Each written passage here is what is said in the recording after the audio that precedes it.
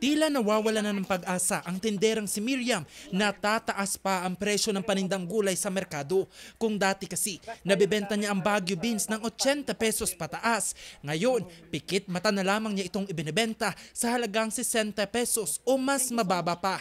Isa sa mga itinuturan niyang dahilan dito ang mga vegetable smugglers at hoarders. Dapat yung presyo sana hindi fluctuation rate. Ayun, sana may ano. Oo. Yun lang ang ano. Kasi yung mga smuggle kasi, anytime na andun sa Manila. Kaya ganun ang presyoan, fluctuating. Nalulus naman. Loss. Wala na din tayo magawa. Oo nga. Oo, binta-binta na lang. Dahil sa tulong ni Senator Lito Lapid sa Senado, ako naman sa Kongreso. Kaya nga po, huwag kayo mag-alala. Kaya po dinala dito si Senator Lito Lapid para sabihin sa inyo na nakaharap siya, hindi kami titigil ipaglaban ang mga farmers natin sa Benguet. Kaya sa pagbisita ni Senator Lito Lapid sa trading post sa La Trinidad, Benguet, isa ito sa mga nais niyang maiparating. Nag-uusapan niya, lalo yung mga smuggling. Lalo middleman na sinasabi ni Congressman niya. Yun, ang inaano namin. Tsaka si Mayor, siya makapagpaliwanag dyan at siya magsasabi kung ano dapat namin gawin. Galing sa baba kasi yan, from lower to high. Anya, dapat ay mas palakasin ang umiiral na Republic Act No. 10845 o ang Anti-Agricultural Smuggling Act of 2016. Kaya nito lamang Enero, ipinasa niya sa Senado ang Senate Bill No. 1812 na naglalayong amyendahan ang Section 3 at Section 4 ng naturang batas. Pero meron po kami sa legal ni Senator Lito Lapid, sa legal ko naman po, nag-uusap in talks ngayon kung paano ba talaga namin mabibigyan ng solusyon. Kasi nga yung mga middleman, syempre sila po ay negosyante lang, pero minsan inino-hoard nila.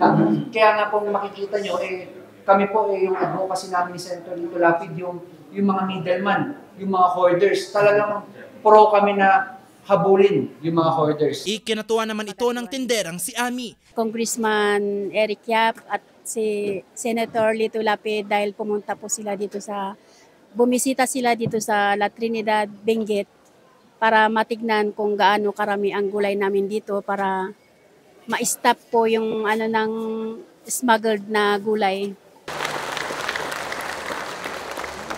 Bago ang pagbisita ng senador sa La Trinidad Vegetable Trading Post, nauna na siyang namahagi ng assistance to individual in crisis situation kasama ang DSWD. 200 ang mga benepisyaryong nakatanggap ng tig 5,000 piso. 70% mula sa mga ito ang mga may sakit at 30% naman ang mga indigent na nadetermina sa tulong ng Municipal Social Welfare and Development Office. Mahigpit na yakap din ang isinukli ng mga nakatanggap ng tulong. Makakatulong ito kasi makakabili ako ng gamot. Kasi marami akong gamot, may 4 na gamot.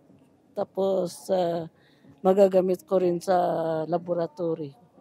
Kasi mahirap din po kasi maghanap ng trabaho ngayon dito sa La Trinidad. Kaya malaking tulong po talaga yun, sir. Kahit pang simula pa ng maliit man lang na business, sir, na pwedeng pagkakitaan po.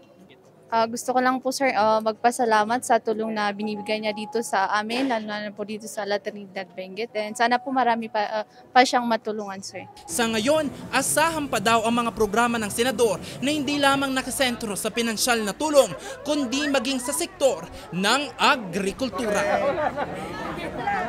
Jose Robert Invinto para sa Luzon Headlines.